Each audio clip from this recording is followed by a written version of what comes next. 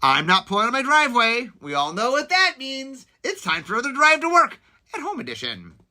So today, I'm interviewing someone fun, Gregg Luben, who is the senior editor for Magic. So hey, Greg. Hey, how's it going? Okay, so today we're talking editing. The most recent set that you edited that the public has seen is Kamigawa Neon Dynasty. So that's going to be our go-to example today as we talk about editing. But mostly what I want to do today is I want the audience to understand what exactly do the editors do? What is the job of an editor, a Magic editor? Sure. So we have, as you know, like a role that kind of sits in the middle of all of the technical and creative aspects of Magic, particularly as it's getting closer to being ready to print. So on the one hand, a Magic editor spends a lot of time templating cards and making sure that they both follow the precedent of templates that have come before and are also working correctly under the rules and according to what the designers would like them to do. And on the other hand, we're also keeping an eye on all of the stuff that world building is generating, like creative text and the card naming and the whole sort of story package of a card fitting together.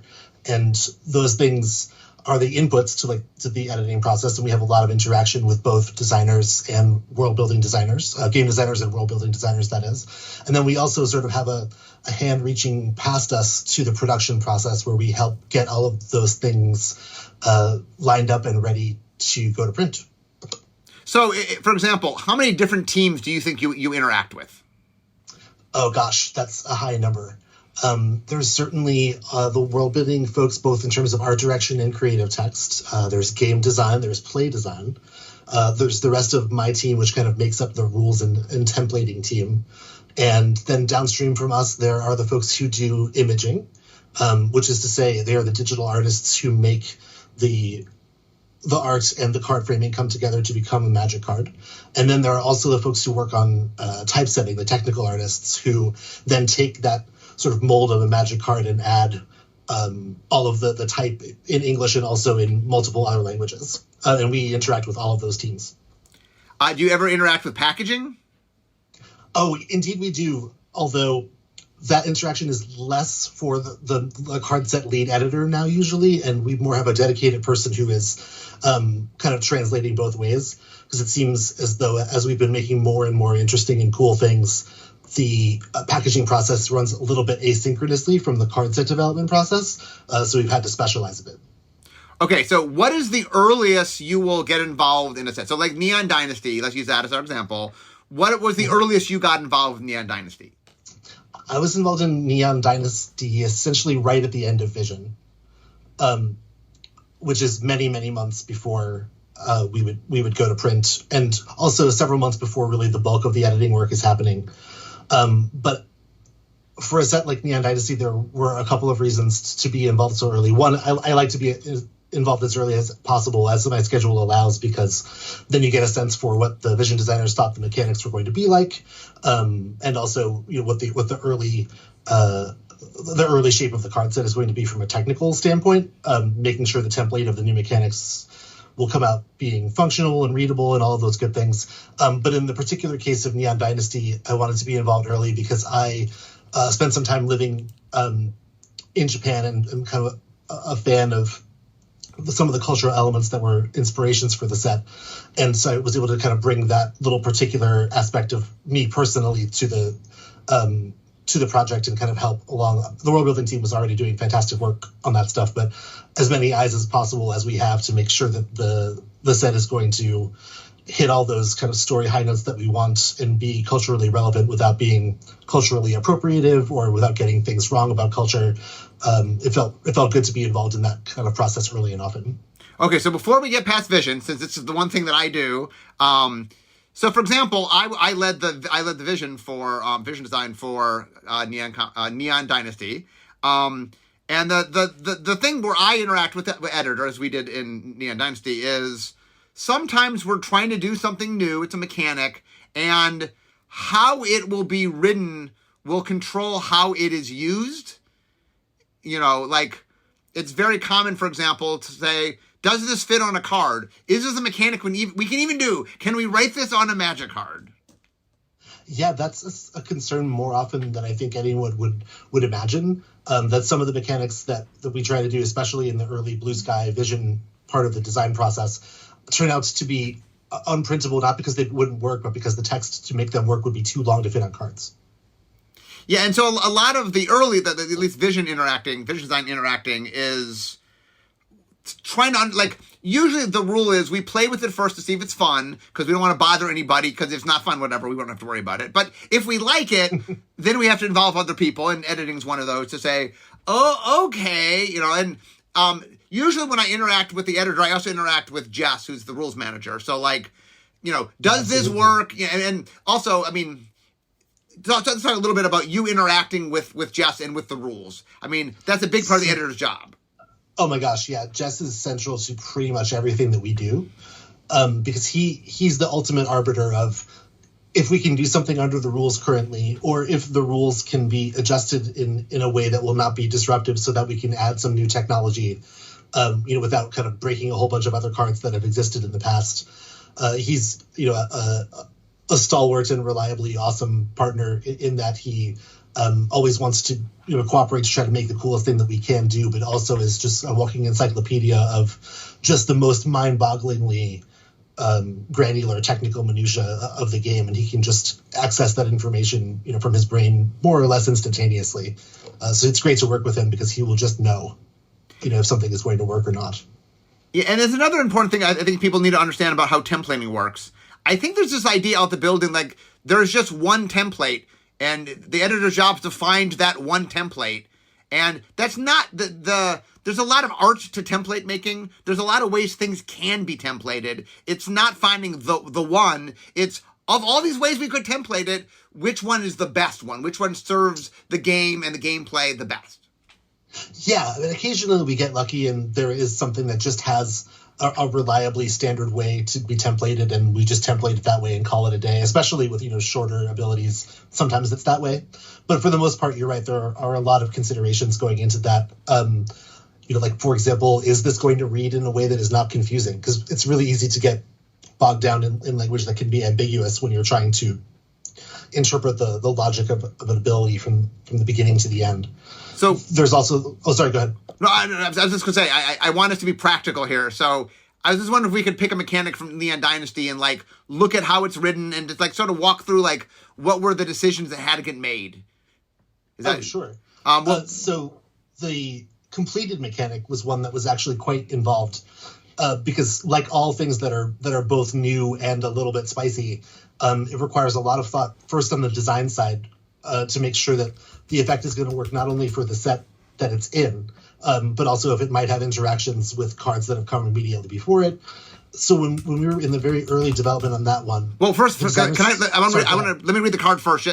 The audience doesn't always know the card, so let me read the card so the audience knows what we're talking about, and then we'll talk. So the card was on Tamiyo Completed Sage, and the thing we're talking about is the completed ability. So her mana cost was 2, a green mana symbol, a hybrid green-blue Phyrexian mana symbol, and a blue mana symbol. And it says completed, and then it showed the symbol, the green-blue Phyrexian symbol, can be paid with green, blue, or 2 life.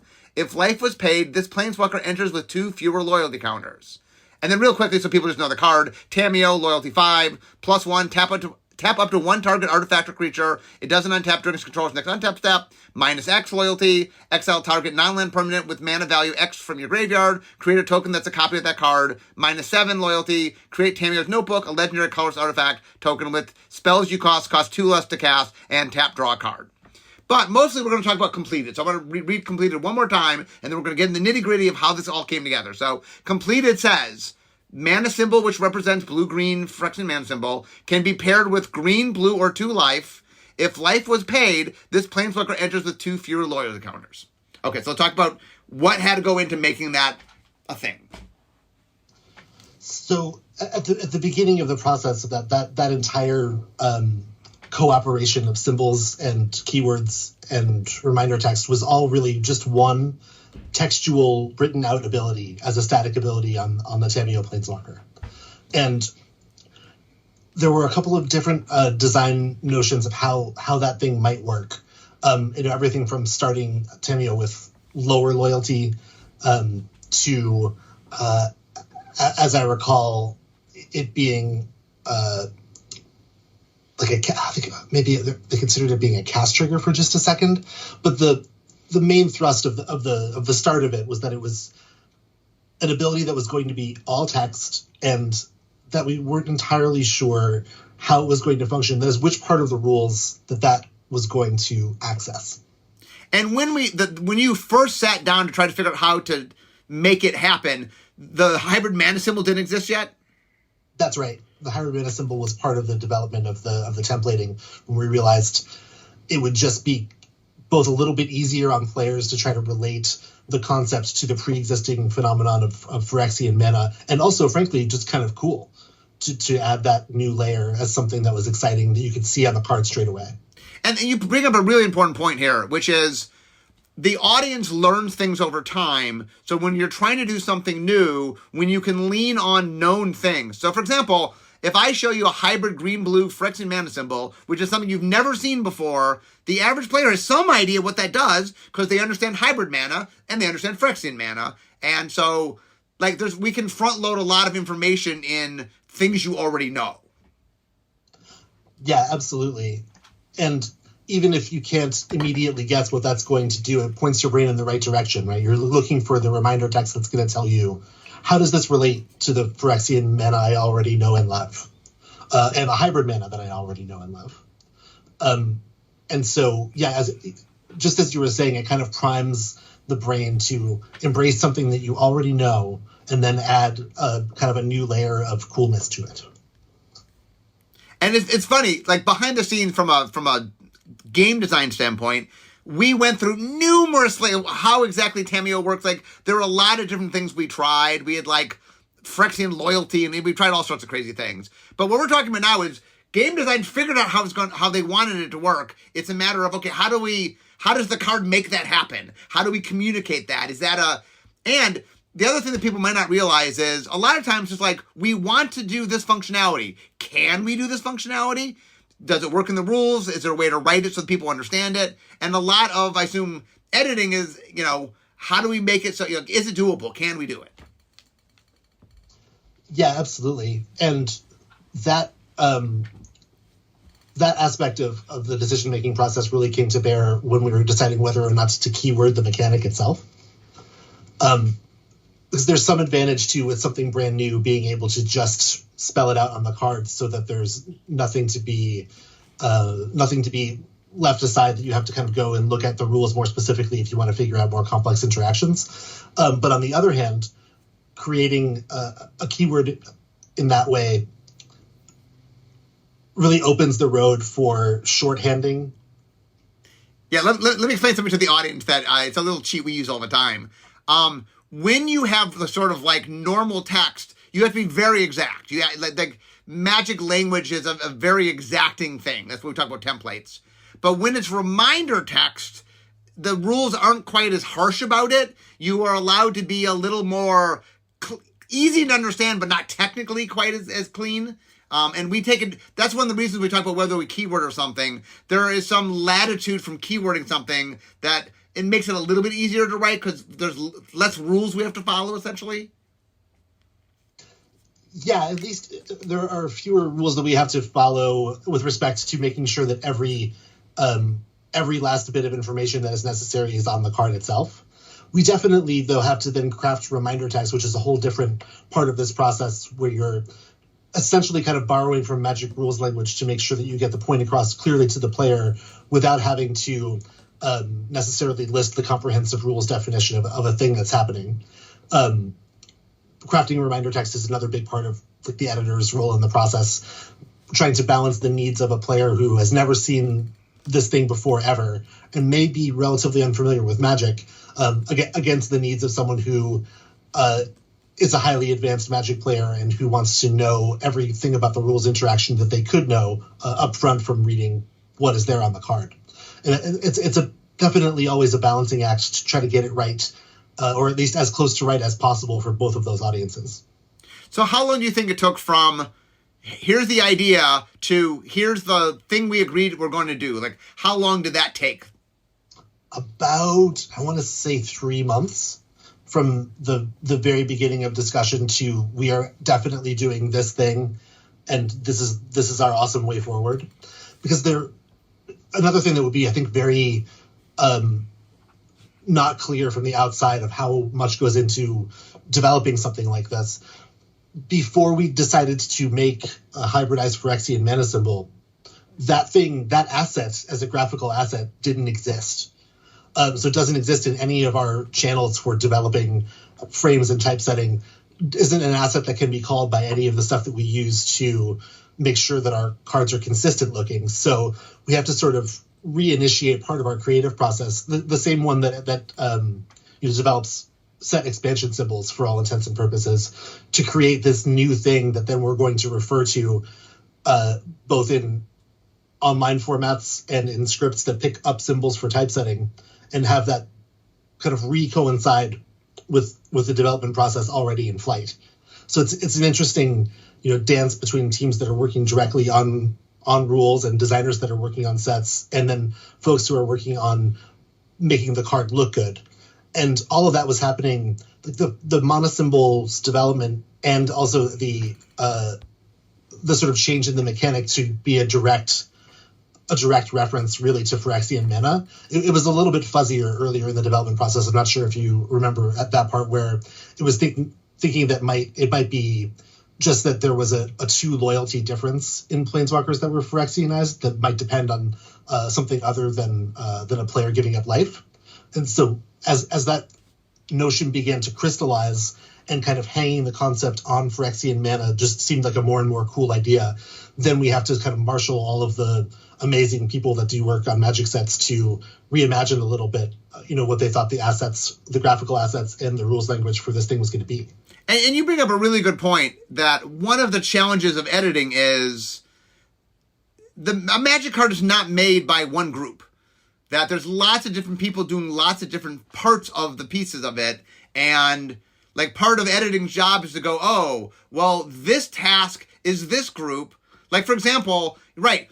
The way it normally works, by the way, is in vision design, I'm supposed to say, do we think we need graphical components? Is there any new mechanic that might need some graphical, is there a new symbol or new whatever, and obviously I said no, because at the time I didn't think we needed this, because we were going down a different path. Although ironically, early on, I think we were messing around with Phyrexian loyalty, which also would have been an asset, but it was a different asset. But it's interesting that, so there's a lot of different, like part of what I think editing has to do is, okay, what do we need to make this a reality? Who do we have to talk to? And then make sure that, right, like there was a whole process of making that symbol. That symbol didn't just, someone just click their fingers. It was like, okay, and the people who make it, you're like, what do we need? And what are the parameters? And what do and that we'll try different versions of them and people will give feedback. Like it's its own thing, but the editor has to like all these different concurrent things, you have to keep in mind what's going on so that you're aware of the whole, the card as a whole piece. Yeah, and sometimes we end up, as editors, kind of riding herd a little bit on reminding people that the print deadline is a thing that exists. Because at a certain point we just have to get cards out to our printers in order to make sure that they're going to be able to hit the shelves on time.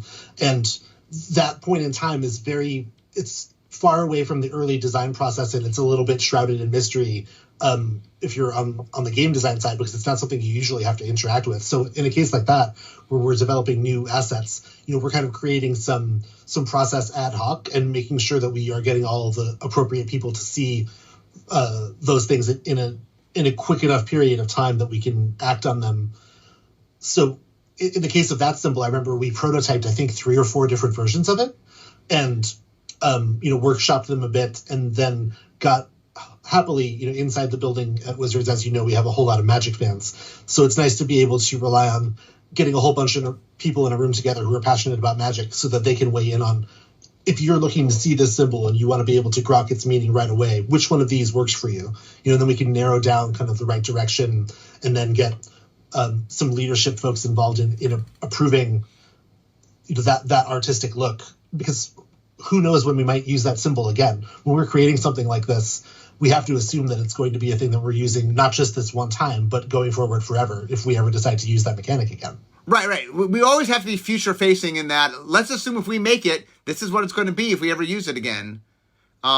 Here's the thing I remember, by the way. I'll just point out, like, when people say, how else could you make the symbol? I'll just real quickly. If I remember correctly, the big question was, obviously, it's a green-blue hybrid symbol, but does it have one Phyrexian symbol on it, or does it have two Phyrexian symbols on it? And that was the big conversation, because normally a Phyrexian mana symbol has one Phyrexian. That's how all previous Phyrexian mana symbols had. Yep. But the big question was, did you get it was blue-green hybrid if it just had the one symbol on it? And I think we ended up doing two, because it communicates there's two kinds of mana here. Yeah, that ended up, I think, winning the day, because it made people think, oh, well, usually Phyrexian mana is, either the life cost or the color. So if we include that symbol twice, then it indicates that you're considering the color twice. But some of the other ideas that were considered, I think, were like having a Phyrexian mana shaped kind of holding shape around a conventional hybrid mana symbol was one thought. And then I think there was one where it was a smaller Phyrexian mana symbol in the middle of what would sort of look like a traditionally oriented hybrid symbol. There were a couple others, but I think those were the leading contenders, and of course the one that we ultimately used, which turned out to be the best. Yeah, and like here, let me just bring some other examples. The other thing that there's some what I call cascading problems, where you're trying to solve one problem, but that one problem creates additional problems for the editor. So, yeah, absolutely. That's a thing. Right. So I'll give a perfect example. So we're talking about Tamiyo. Let's say, for some reason, from creative reason, the creative team's like, we can't call it Tamiyo. It can't be called Tamiyo. It's got to be Completed Sage and not Tamiyo. Okay. So instead of calling it Tamiyo Completed Sage, we're going to call it Completed Sage. Now, all of that seems like, that's a pretty, okay, that should fit. That shouldn't be that hard to change. We're just taking off one word. But now you're changing where it goes alphabetically, and that's collector number, right? Oh, sure. Yeah. The knock-on effect of something like that later on in the process would be, it's changing its collector number, changing the order that it is in the production documents. In the case of that particular example, we would also then have a card that was the same name as the mechanic, which we haven't done since, the days of yore. So that would probably be a conversation in and of itself. Like, is it okay if we have a mechanic that says completed on a card that's name starts with completed? And I suspect maybe in that case, we might have even tried to rename one or the other based on that alone, just so folks wouldn't be confused later on if the completed mechanic was on, somebody else, something else. Yeah, I mean, and that's, to me, the thing about editing that I've always been very, amazed by is that you're juggling all these different component pieces.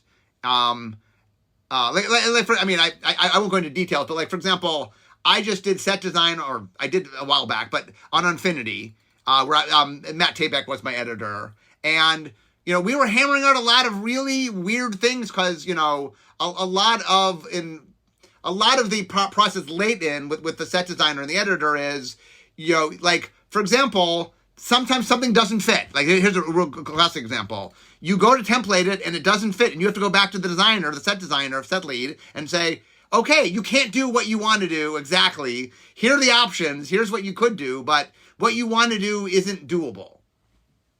Yeah, because it's, in that case, just literally too long to print on a Magic card, right? Because you'd end up having the font size be something insanely small in English. And then when you get around to German, I don't know if this is commonly known outside, but German tends to be a lot wordier than English when it gets into translation. So we're always thinking to ourselves, if we're approaching minimum font size, this is going to be insane in German. We should spare our German friends the difficulty of trying to read this card. Yeah, and and so there's a lot of back and forth. A lot of editing in my mind is there's a lot of like you guys have to handle the practical. We have to print the card. It has to fit. There's a lot of non-negotiables that you guys have to deal with because I used to joke we can't change the laws of typography. There's things that we got to do. We can't. I wish we could do all of the awesome things, right? Because that would be more fun.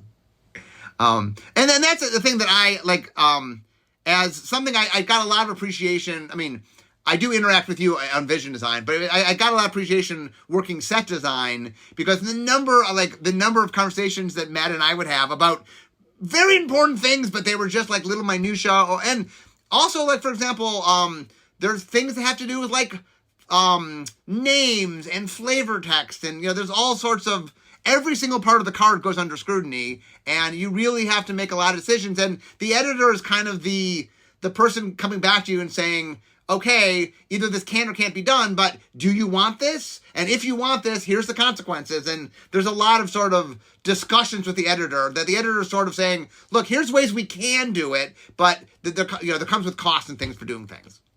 Yeah, that's a large part of the role is kind of interpreting all of the possible concerns that could exist on a card from a creative or technical standpoint, and then just kind of trying to distill that down to, here are the ways that we could solve this difficulty where some of those things are clashing, or where what the design wants to do is clashing with how the rules handle that. And then trying to, really distill that down to, we can do it this way or we can do it that way, and trying to stay on the positive side of that. We can do this, we want to do this, but we are limited to doing it one of these, very finite ways. Once we get close to the end of a process, there are fewer and fewer changes that we can make that don't have tremendous ripple effects, up and downstream of where we are. Okay, so I think one of the coolest things about vision design is that at that point in the process, you get to, in the improv parlance, you get to yes and, right? Just yes and we can do this, and yes and we can do that. And I think the tendency, the closer you get toward the end, is to say no but. And I try to keep myself somewhere in the middle of those things. Like, maybe not, but yes, we can do this. Okay, so we talked about how you peek your head at a vision. When do you start in set? So set design is about, I think, a year long. When in set design do you start like kind of getting serious about starting to do the editing?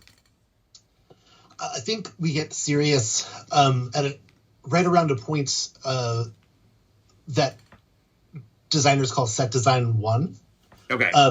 That's when an editor would start kind of functioning as the lead editor for a set, because we sometimes pass them between ourselves to babysit a little bit when the lead editor doesn't really have to be paying fully attention to a new set, because the way our cycle of work goes on, usually an editor is finishing a large set before really getting both feet involved in a new one. But so when we start having the first set design meeting, then I would say the editor is fully engaged at that point. And then also on the production side, that is a couple of weeks before what we would call the imaging handoff, which is basically telling our partners downstream, this is the number and kind of cards we are making and the sort of frames that we will need in order to put them in. And that's kind of an inventory that also kind of gets the editor fully engaged. So it's both of those things. The first sort of real set design meeting where other designers and leadership are scrutinizing the cards on the one hand, and the first big production deadline on the other, and they're about 4 to 6 weeks apart. Okay, so how long from first getting serious on the set to handing off the set? What is that gap of time? It's usually about 4 months-ish. And so one of the things we do in R&D, we do what we call pencils down, which means, okay, set design, it really isn't supposed to change things. When does that happen in the process? When is sort of pencils down? Oh, I mean, pencils down is it's an admirable concept that I don't know that we'll ever be able to get to in a 100% real way, because the play design team is constantly working to make sure that players are going to have the best play experience. And often that means tweaking cards in future sets based on data that they're getting from what's playing in the real world in real time. Or also they're trying to balance things against new card designs that they're seeing coming up in the future of the set that I'm already working on that is in the future, if that makes any sense. So pencils down from a set design standpoint usually happens about, I would say, a month before we start getting really ready to print. But play design changes are really kind of sacrosanct. Like if play design really thinks that we have to change something in order to affect the the play environment or the limited environment or just the gameplay experience of the set as a whole, we will bend over backwards up until very scarily late parts of the process to make that kind of change. Yeah, in fact, it's funny. In a different podcast, I talked a little bit about how, there's things where it gets harder and harder to change things, and there's just a point where, okay, you can't change things. It's being printed. You can no longer change things. Once print hits paper, then we're pretty much that thing is happening. But up until a few days before that, if we're willing to try to take on the risk, then sometimes changes can get made if they feel really urgent. But usually, I would say, once the typesetting process has been approved, we're pretty much done unless it's an emergency. Okay, so we're almost done here, but I'm curious. My final question for you is, what do you think that editing does that the average player has the least knowledge of, at least realize it is something you guys do? Oh, interesting.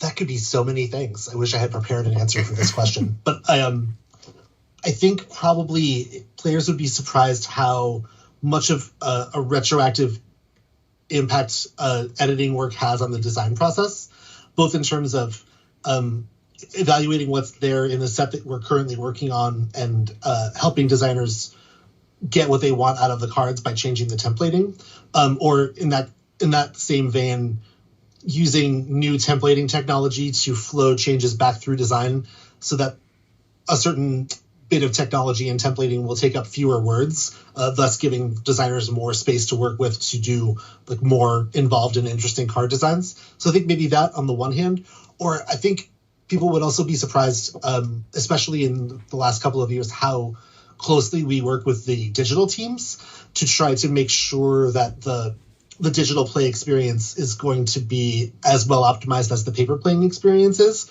There's definitely a lot of communication there about which templates for which effects are going to provide good UI, or which kinds of effects the digital platforms will struggle to produce if they haven't yet attempted to do a certain interaction of effects, for example. And we are kind of right at the cutting edge of that process as well. Yeah, one of my hopes of today, and the reason I like doing interviews with people that just work on stuff a little different from what I normally talk about, is there's so much that goes into making the game. And I marvel at the number of balls you guys juggle to just make sure that everything actually, I think the audience tends to think oh, it's just, you get a card ID, you throw it together, you're done. And there's so many moving pieces that it's I think it's really admirable how much editing does to make it all happen. So. Well, that's very kind of you to say, and I'm sure my fellow editors appreciate it also. It's the complexity of making a Magic set is mind-boggling to a degree that I would not have believed possible until I actually started doing this job. But there are so many moving parts, and everyone involved, from design to editing to really anyone that's touching it, is some degree of perfectionist wanting to make the awesomest thing possible. So we are very seldom resting on our laurels. We're trying to keep all those balls juggling. Well, I want to thank you for all the hard work you do. It's much appreciated. Oh, likewise. We appreciate all the great designs. But anyway, I can see my desk, so we all know what that means. It means this is the end of my drive to work. So instead of talking magic, it's time for me to be making magic. And I just want to thank you, Greg. Thanks for being with us today. Thanks so much for having me. Okay, and I will see all you next time. Bye-bye.